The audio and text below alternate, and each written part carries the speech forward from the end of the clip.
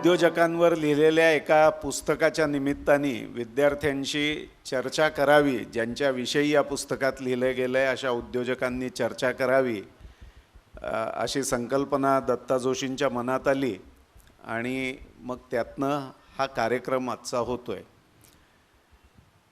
Ownership असा एक विषय या चर्चेकरता त्यांनी आम्हाला दिलाय।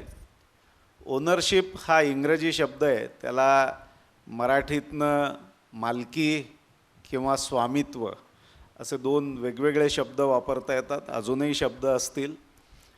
पण स्वामित्व असं म्हटलं की माझ्यासारख्या उद्योजकाच्या मनात दोन भावना येतात। एक आहे स्वामित्वाचा हक्क आणि दुसरी आहे स्वामित्वाची भावना। स्वामित्वाची भावना आणि स्वामित्वाचा हक्क, आणि या दोन गोष्टींच्यात बराच फरक आहे। स्वामित्वाची भावना असते तिथे स्वामित्वाचा हक्क असतोच असं नाही आहे। म्हणजे एखाद्या उद्योग व्यवसायाची मालकी कदाचित तुमची नसेल, पण जबाबदारी माझी आहे असं जर वाटलं तर त्यात स्वामित्वाची भावना असते की या उद्योगाची जबाबदारी माझी आहे, हा उद्योग चांगला चालावा, वाढावा, याच्याकरता जे काही करायला पाहिजे हे करण्याची सर्वस्वी जबाबदारी माझी आहे, या सर्व गोष्टींकरता मी जबाबदार आहे असं ज्याला वाटतं त्याला त्याविषयीची स्वामित्वाची भावना असते। आणि जिथे मालकीही तुमचीच असते तिथे स्वामित्वाचा हक्कही येतो। एखादा उद्योग वाढतो, चांगला चालतो, तेव्हा जी व्यक्ती तो चालवत असते, ज्या व्यक्तीने ते प्रमोट केलेलं असतं किंवा ज्या कुटुंबाने ते केलेलं असतं, त्या कुटुंबाकडे स्वामित्वाचे हक्क आणि स्वामित्वाची भावना या दोन्ही गोष्टी असतात। स्वामित्वाची भावना आणि हक्क जिथे एकत्रित येतात तिथे उद्योग तुम्हाला 99.99% वेळा यशस्वी होताना दिसतो। त्याचा आकारमान केवढं आहे, त्याच्यात किती फायदा मिळतोय, तो कुठल्या क्षेत्रात आहे, या गोष्टींपेक्षाही तो कसा चालला आहे, तो छोटा आहे का मोठा आहे याहीपेक्षा तो कसा चालला आहे, ते चालवणाऱ्या मंडळींचं वागणं कसं आहे, ती चालवणारी मंडळी निर्णय कसे घेतात, त्या उद्योगाशी संबंधित सर्वांविषयी त्या सगळ्यांच्या मनात काय भावना आहे, याच्यावरती खरं म्हणजे स्वामित्वाचा हक्क आणि स्वामित्वाची भावना आहे किंवा एकत्रित आहे किंवा नाही हे सहजपणे जाणवतं। आणि जिथे ती एकत्र असते तिथे हा उद्योग यशस्वी होताना आपल्याला दिसतो।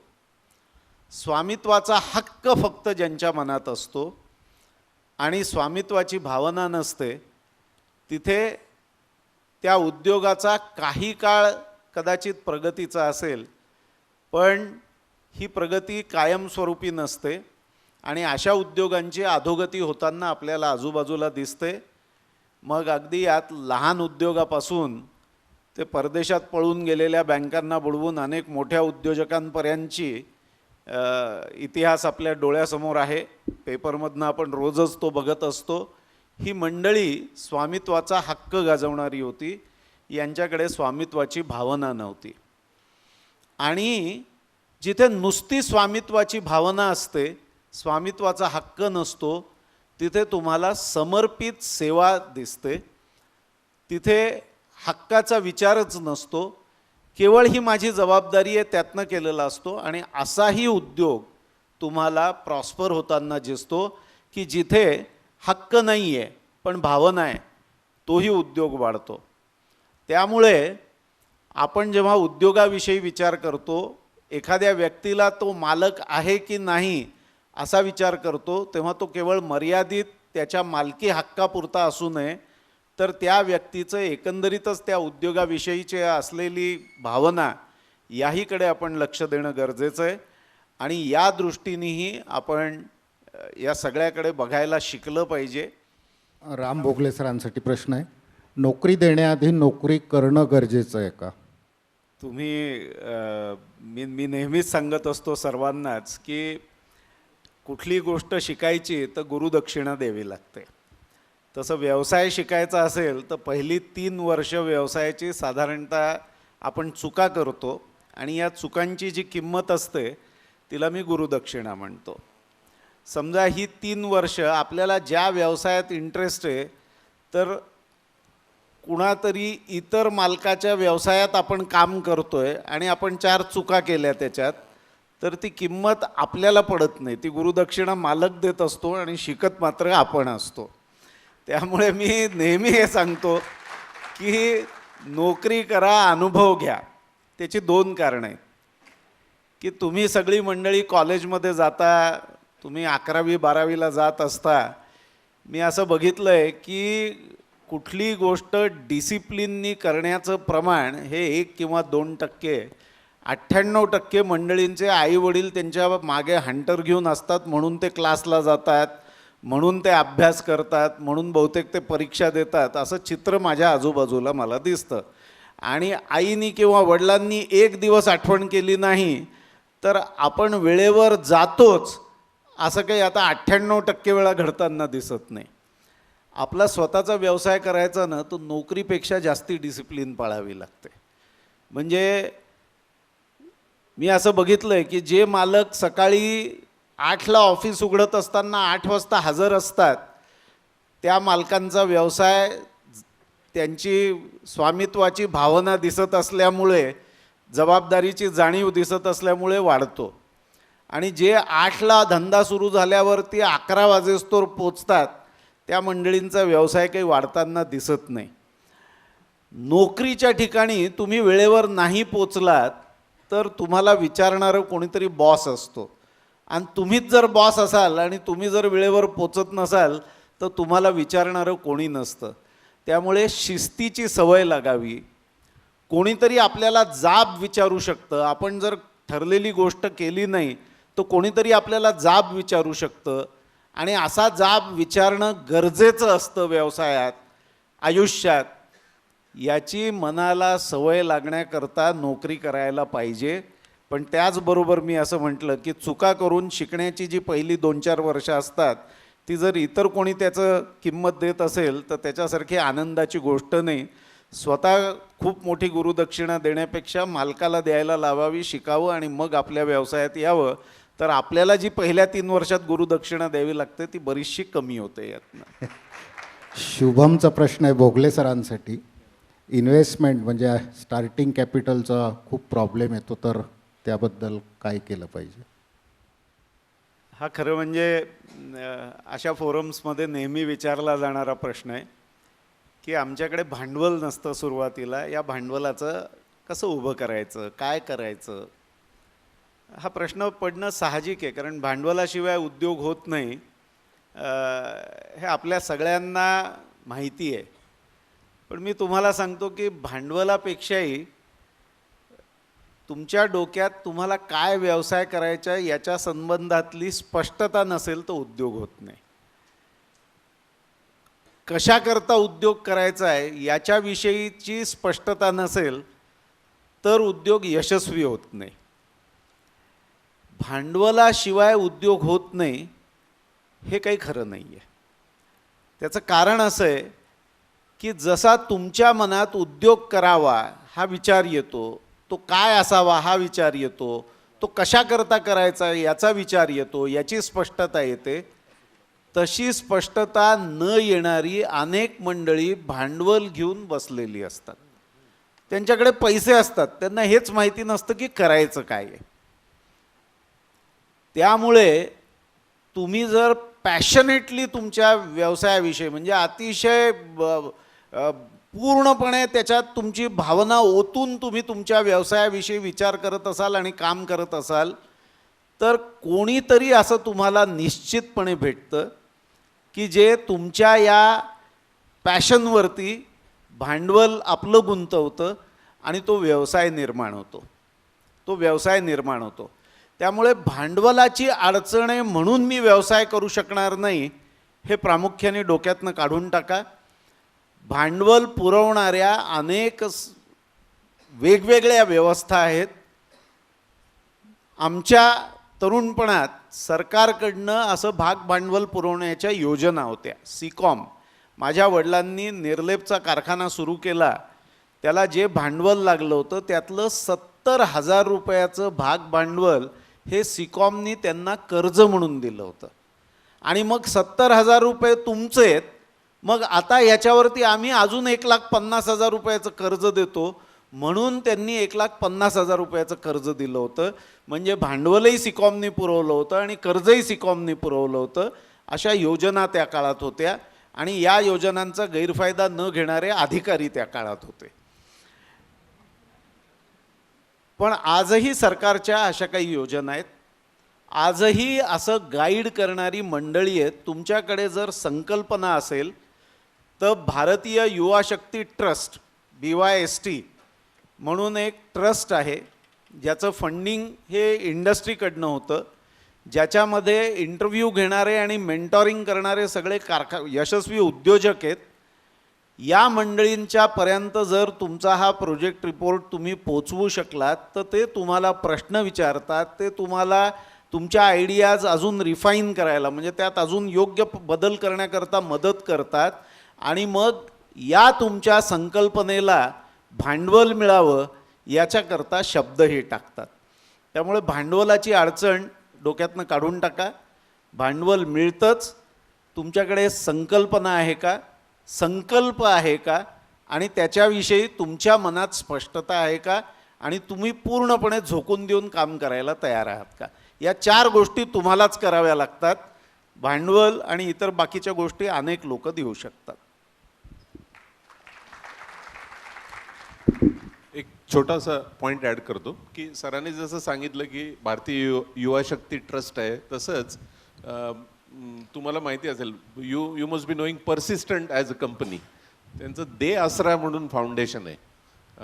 If you visit that site you will find how to generate project report of your project. It is available on website and that talks about viability. आणि तो एवढा स्ट्रॉंग आहे की you can carry that to banker and banker would give loan.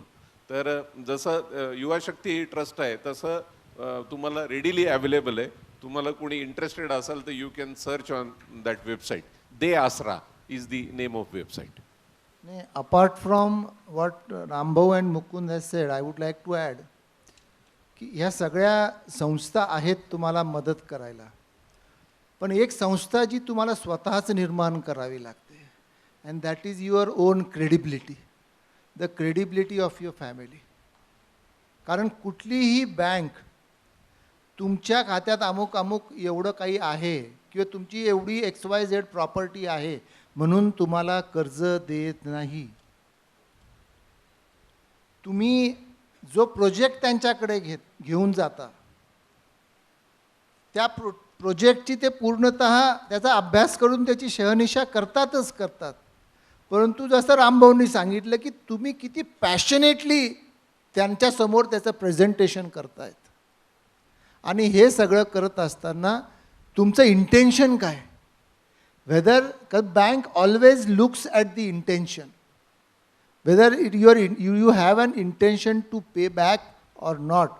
हे तुमच्याशी झालेल्या वेगवेगळ्या चर्चेच्या माध्यमातून, Rambhau himself has been a banker, Devgiri बँकेचे ते अध्यक्ष होते आणि त्यांनी अनेक ज्यांचे कर्ज बुडलेले आहेत अशा अनेक लोकांना त्यांनी मदत केली, कर्ज दिलेत, ज्यांनी ते जुने कर्जही फेडलेत आणि नवीन परत घेतलेले कर्जसुद्धा त्यांनी फेडले.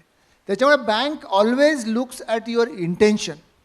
तुमचं इंटेन्शन चांगलं असेल आणि त्याच्यातून तुमची क्रेडिबिलिटी जर सिद्ध होत असेल तर तुम्हाला कर्ज मिळायला फारशी काही अडचण येऊ शकत नाही.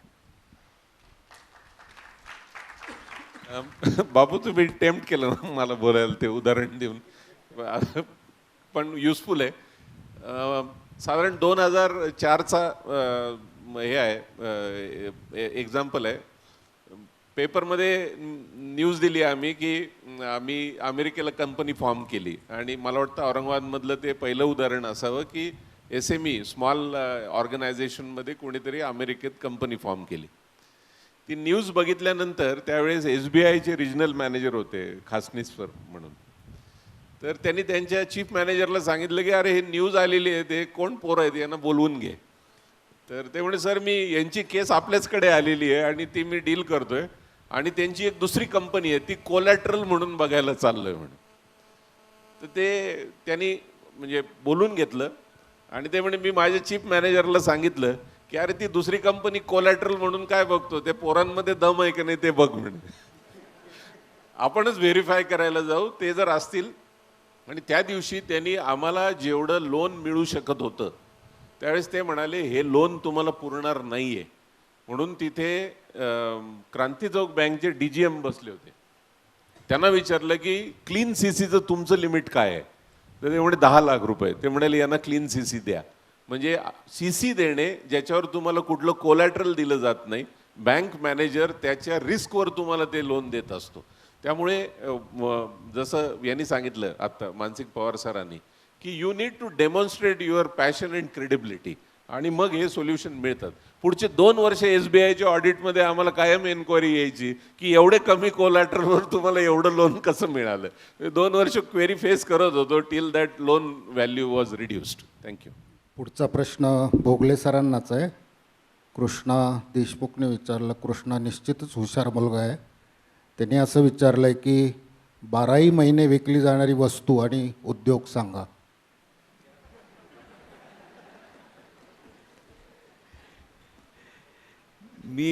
माझ्याकडे जे उद्योग कुठला करू असं विचारायला येतात ना, त्या सगळ्यांना सांगतो की माझ्याकडे रेडीमेड सोल्युशन काही नाही आहे. समजा मला एखादं रेडीमेड सोल्युशन माहिती आहे की हा उद्योग यशस्वी होणार आहे, तर अरे वेळे मीच नाही का करणार, तो तुला कशाला सांगेन. ज्याचं उत्तर त्यांनी स्वतः शोधून काढलं पाहिजे. आणि आपण जर आपलं उत्तर शोधून काढलेलं असेल ना, तर आपण त्याचा अभ्यास केलेला असतो ते शोधण्याच्या याच्यात तो, पण ते तुमच्या कामाला नाही येणार. तुम्ही जेव्हा ते शोधून काढाल, ते शोधून काढण्याचा जो प्रवास आहे, त्या प्रवासात जो तुमचा अभ्यास होणार आहे, त्या अभ्यासामुळे तुमचा तो व्यवसाय यशस्वी होणार आहे, माझ्या सांगण्यामुळे होणार नाही आहे. त्यामुळे अशी रेडीमेड उत्तरं घेऊ नका, अशी रेडीमेड उत्तरं घेऊ नका. मग अशी फायनान्स कसा उभा करायचा, बँकिंगच्या संदर्भातले काही इथे चर्चा झाली, तेव्हा माझ्या मनात एक विचार आला, तो मी इथे सांगतो. प्रोजेक्ट रिपोर्ट्स बनवायचे असं सांगितलं की तुम्ही वेबसाईटवर जा आणि प्रोजेक्ट रिपोर्ट करा. बघा, प्रोजेक्ट रिपोर्ट हे ऑटोमेटेड प्रोसेसप्रमाणे होतात आजकाल, पण त्या प्रोजेक्ट रिपोर्टमध्ये नक्की काय लिहिलं गेलं आहे हे जर तुम्हाला माहिती नसेल, ऑटोमेशनमुळे ते उत्तरं आलेली असतील आणि त्या उत्तरांचं लॉजिक जर तुम्हाला माहिती नसेल, तर तुम्हाला ती उत्तरं ॲचिव्ह करता येत नाहीत आयुष्यात, कारण ती कुठल्या तरी ऑटोमॅटिक प्रोसेसने झालेली असतात.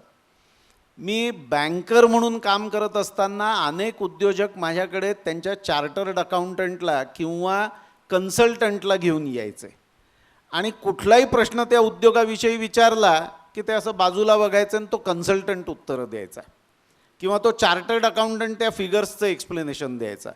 जनरली असं झालेल्या उद्योगाला कर्ज द्यायचं मी टाळायचो. त्याचं कारण असं आहे की ज्या उद्योजकाला माहिती नाही आहे की माझ्या उद्योगात कशावर किती खर्च होणार आहे, हा माझा प्रॉडक्ट विकला कुठे जाणार आहे, त्याची किंमत मला काय पडणार आहे, मला काय पगार द्यावे लागणार आहेत, किती माणसं लागणार आहेत, कुठली मशीन्स घ्यावी लागणार आहेत किंवा किती जागा घ्यावी लागणार आहे, याची उत्तरं जर फक्त कन्सल्टंटकडे असतील आणि तुमच्याकडे नसतील, तर तुम्ही उद्योग चालवू शकत नाही.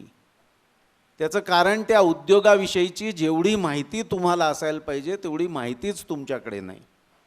मग मी अजून असे उद्योजक बघितले की प्रश्न विचारल्यानंतर मग मी सांगायचो की अरे बाबा, तुझा हा उद्योग एकंदरीत असा दिसतो की याला फंडिंग करून तू काही परत करू शकणार नाही, या फिगर्स काही फार फेवरेबल नाही आहेत, बँकेच्या दृष्टीने या योग्य नाही आहेत.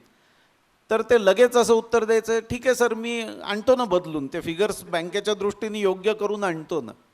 बघा, अशा फिगर्स बँकेच्या दृष्टीने योग्य करून आणल्या तरी उद्योग जर त्या ओरिजिनल फिगर्सप्रमाणे चालणार असेल, ते जर सत्य असेल आणि हे जर खोटं असेल, तर खोट्यावर मिळालेल्या पैशांनी खरा उद्योग नाही चालतो. तो खऱ्या माहितीच्या आधारे खऱ्या पद्धतीनेच चालतो. त्यामुळे खरी माहिती ही योग्य असेल आणि ती प्रॉफिटेबल असेल तरच फंडिंगही घ्यावं आणि तरच तो उद्योगही करावा. ऑपरेटिंग आउट ऑफ होप आणि ऑपरेटिंग आउट ऑफ सर्टन्टी असे 2 शब्द आम्ही वापरतो, की खात्री आहे म्हणून करतो आणि होईल सगळं चांगलं या भरोश्यावर काम करतो. उद्योग खात्री असेल तर जास्ती चांगला चालतो. भरोशाच्या याच्यावरती उद्योग चालतात, नाही चालत असं मी म्हणणार नाही, पण त्याचं प्रमाण कमी होत जातं, यशस्वीपणे चालण्याचं प्रमाण कमी होत जातं. तेवढं लक्षात ठेवा. त्यामुळे माहिती तुमची तुम्हीच शोधून काढा. उत्तर माझ्याकडनं अपेक्षित आणि कोणाकडनंच अपेक्षित ठेवू नका. शेतकऱ्यासोबत आपण वन मार्केट पद्धतीनुसार व्यवसाय का करू शकत नाही? जेव्हा शेतकरी त्याच्या शेतातून पेरिशेबल कमोडिटीज जे असतात म्हणजे व्हेजिटेबल्स जेव्हा तो मार्केटमध्ये नेतो त्यावेळेस त्याच्या जो काही उत्पन्न आहे त्याचा भाव फिक्स नसतो. जेव्हा तो मार्केटमध्ये जो कधी कधी अशी सिच्युएशन येते की त्याला ते गाडी भाडंसुद्धा घरातून भरावं लागतं. तर वन मार्केट सिच्युएशन म्हणजे काय की तिथे त्याचा माल जो काही उत्पन्न असेल ते मार्केटमध्ये येण्याच्या अगोदरच त्याची प्राईस फिक्स असेल. म्हणजे असं का करू शकत नाही आपण? म्हणजे तुमच्या ब्रोकर जे ब्रोकर लोक असतात ते टोटली एलिमिनेट करायचे. तुम्हाला असं म्हणायचं आहे की हमी भाव त्याला असावा आणि त्या हमी भावानी हे सगळं विकलं जावं. डायरेक्ट आउटलेट्सही असावेत. हां, असं तुमच्या डोक्यात आहे. एक लक्षात घ्या की शेतकऱ्यांना हमी भाव मिळायला पाहिजे हे जेवढं सत्य आहे तेवढं तो हमी भाव देण्याची क्षमता सरकारमध्ये किंवा मार्केटमध्ये असली पाहिजे हेही सत्य आहे. तुम्ही जर गरजेपेक्षा जास्ती प्रोडक्शन केलेलं असेल आणि ते जर एकाच वेळेला मार्केटमध्ये आलं तर ते टिकत नाही, पेरिशेबल आहे. उद्या त्याची किंमत 0 होणार आहे. जी काही किंमत आहे आज आहे, पण आज त्याची गरज 100 आहे आणि आलंय मार्केटमध्ये 200, तर त्याचा भाव कोसळणारच आहे. आणि 200च्या ऐवजी जर ते 1000 आलं असेल तर तुम्हाला खिशातनंच पैसे घालावे लागणार आहेत ट्रान्सपोर्टेशनचे. त्याला हमी भाव असा देता येत नाही. पण भावाची हमी ही शेतकरी निर्माण करू शकतो. ती कशी निर्माण करू शकतो की एकंदरीत कुठल्याही वस्तूला किती डिमांड आहे हे आपल्याला सहजपणे कळू शकतं. माहितीच्या युगात हे सत्य लपून राहत नाही. याचं प्रोडक्शन कुठल्या 15 दिवसात मॅक्सिमम मार्केटमध्ये येतं तेही काही लपून राहिलेलं नसतं. त्या 15 दिवसातच आपलंही जाणार असेल तर आपल्याला भाव मिळणार नाही हे ठरलेलं असतं. पेरिशेबल गुड्समध्ये तुम्हाला प्रीपोन किंवा पोस्टपोन म्हणजे तुम्ही हे 15 दिवस जे आहेत त्याच्या आधी माझा माल मार्केटमध्ये जाईल का किंवा त्याच्यानंतर मला नेता येईल का हा विचार शेतकऱ्यांनी करायला शिकलं पाहिजे. तर तुम्ही म्हणता तसं ते स्वप्नवत वन मार्केट तुम्हाला मिळू शकेल. तुम्ही जर ज्या वेळेला मॅक्सिमम मार्केटमध्ये येणार आहे आणि डिमांड त्यावेळेला नसणार आहे अशा वेळेला मार्केटमध्ये गेलात तर तुमच्या म्हणजे तुम्हाला भाव मिळू शकणार नाही. सरकार म्हणतं की आम्ही कापसाला हमी भाव देऊ, आम्ही तुरीला हमी भाव देऊ, पण मागच्या वर्षी एवढी प्रचंड तूर झाली आणि अपेक्षा अशी आहे की सरकार सगळी तूर विकत घेईल. पैसे कुठून येणार आहेत सरकारकडे? शक्यच नाही आहे. 25 ते 30% उपलब्ध असलेल्या मटेरियलमधलं मटेरियल सरकार जास्तीत जास्त विकत घेऊ शकतं, पण प्रत्येक शेतकऱ्यांनी प्रोड्यूस केलेली प्रत्येक गोष्ट शेतकरी विकत घेईल याची शक्यता नाही आहे. राहिलेल्या 70% करता तुम्हाला बाजारभाव टिकवून धरण्याकरता अवलंबून राहावं लागेल. आणि यातला एक मार्ग असा आहे की पेरिशेबल गोष्टींचं जर आपण इंडस्ट्रीयल प्रोसेसिंग सुरू केलं. टमाटा सडतो पण टमाट्याची पेस्ट पॅकिंग केली की सडत नाही. कांदा खराब होतो पण कांद्याची पावडर खराब होत नाही. आलं कदाचित खराब होऊ शकतं पण आलं वाळवून त्याचे वेगवेगळे पदार्थ केले म्हणजे तुम्ही सुंठ करा किंवा आल्याचा रस काढून तो हे करा, तो खराब होत नाही. सो प्रोसेसिंग हा एक दुसरा भाग आहे की ज्याच्यात तुम्हाला तुमच्या शेतात प्रोड्यूस झालेल्यापैकी 35% गोष्टी किंवा 40% गोष्टी या प्रोसेसिंगला जात आहेत. म्हणजे बाहेर मार्केटमध्ये नेऊन विकण्याची जबाबदारी 60%चीच राहते आणि मग डिमांड सप्लाय मॅच करणं सोपं जातं. त्यामुळे हा विचार जोपर्यंत शेतकरी करायला लागणार नाहीत आणि आधुनिक तंत्रज्ञानाने म्हणजे आता म्हणतात की शेती ही फक्त हवामानावर अवलंबून असते, पण त्या हवामानाला कंट्रोल करण्याची टेक्निक्स आलेली आहेत आपल्याकडे. पॉली हाऊसेस आहेत, शेडनेट्स आहेत, याच्या माध्यमातून तुम्हाला आधी किंवा नंतर पीक घेता येतं. तर हा विचार शेतकऱ्यांनी करायला शिकलं पाहिजे आणि that is the only assurance that is possible. बाकी सरकारनी राजकीयदृष्ट्या काही अनाऊन्समेंट केल्या तरी त्याचं काय होतं हे गेल्या 3 वर्षात आपण बघितलेलं. 3 वाजता आपण या कार्यक्रमाला सुरुवात केली, जवळपास 4:30 वाजत आलेत. दत्ताजी, शेवटचा प्रश्न मी विचारणार आहे. त्याची 2-3 कारणं अशी आहेत. एक तर माईक माझ्या हातात आहे, दुसरं प्रश्न विचारायला आज कुठलाच चार्ज नाही आहे आणि पुस्तक मिळणार आहे. आणि हा प्रश्न मला आयुष्यभर पडला आहे म्हणून मला तिघांनाही विचारायचं आहे की समाजामध्ये वावरत असताना मी स्वतः वैद्यकीय व्यावसायिक आहे. 1980 साली MBBS झालो, 1984ला MD झालो आणि साधारण त्या काळामध्ये एक MD शिकलेला माणूस म्हणजे अत्यंत हुशार वगैरे आहे असं समाजाचा समज होता. आणि लग्न झालं आणि एक 6 महिन्यात दुकानात गेलो आणि टॉवेल घ्यायचा होता. तर बायकोनी मला शांतपणे असं सांगितलं की तुम्ही शांतपणे काउंटरवर उभा राहा, तुम्हाला औषध सोडून बाकीचं काहीही कळत नाही. आणि हे मी तुम्हाला ठामपणे सांगते, गेले 31 वर्ष हे तिचं ठाम मत आहे. मी तिला असंही सांगून पाहिलं की थोर विचारवंत रसल असा म्हटला होता की मूर्ख आपल्या मतांवर ठाम असतात आणि शहाणी आणि ज्ञानी माणसं गोंधळलेली असतात. तरी ती असं म्हटली की नाही, माझ्या मतावर मी ठामच आहे. खरं तर इंडस्ट्रियलिस्ट एवढे हुशार, अष्टावधानी, त्यांना सगळं कॅल्क्युलेशन माहीत असतं, प्रॉफिट हे ते. मला तिघांनाही प्रश्न विचार, तुमच्याकडे असं काही अनुभव असतो का?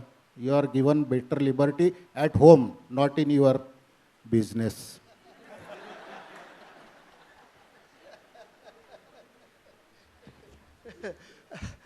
आम्ही घरच्या कारभारात हस्तक्षेप करत नाही.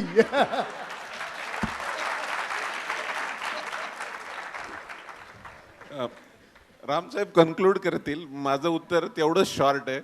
मला तर हे जे काही म्हणाले ते म्हणण्याचा सुद्धा अधिकार नाही आहे. समोर बसलेले आहे. नाही, याच्यात खरंच सांगतो मी की व्यवसायात जेव्हा तुम्ही स्वतःला झोकून देता ना, तेव्हा घराकडे बघण्याची तुमचा वेळ, तुमची क्षमता सगळंच कमी झालेलं असतं. आणि ज्यांनी खरंच झोकून देऊन काम व्यवसायात केलेलं असतं, शून्यातनं विश्व निर्माण करण्याकरता किंवा व्यवसायातल्या अडचणी सोडवण्याकरता झोकून देऊन जो काम करत असतो, त्याच्या मनात 24 तास सतत तेच विचार असतात. आणि त्यामुळे कोणीतरी घराची जबाबदारी सक्षमपणे निभावत असताना आपण त्यात काही लुडबुड करावी हे योग्यच नाही आहे. म्हणजे बापू जसं म्हणाले तसं किंवा मुकुंद म्हणाला तसं ती लिबर्टी आम्हाला नसते. त्याचं कारण आम्ही दुसरीकडे एवढी प्रचंड लिबर्टी घेतलेली असते की काहीतरी मिळवायला काहीतरी गमवावं लागतं. त्याच्यात हे आम्ही गमावलेलं असतं. आणि त्या ठिकाणी आम्ही जर खरंच आमचं हक्क दाखवायचा प्रयत्न केला तर अनेक वेळा आम्हीच तोंडघशी पडतो, आम्हीच चुकीचे निर्णय घेतो. त्यामुळे योग्य निर्णय घेण्याकरताची मुभा जे घर सांभाळतात त्यांना द्यावं. गृहिणीच सांभाळत असेल असं नाही, कारण अनेक गृहिणी आता व्यवसायात असतात. त्यामुळे स्त्रीनी घरच सांभाळावं असं काहीतरी भोगले सर म्हणाले, असं अजिबात डोक्यात ठेवू नका.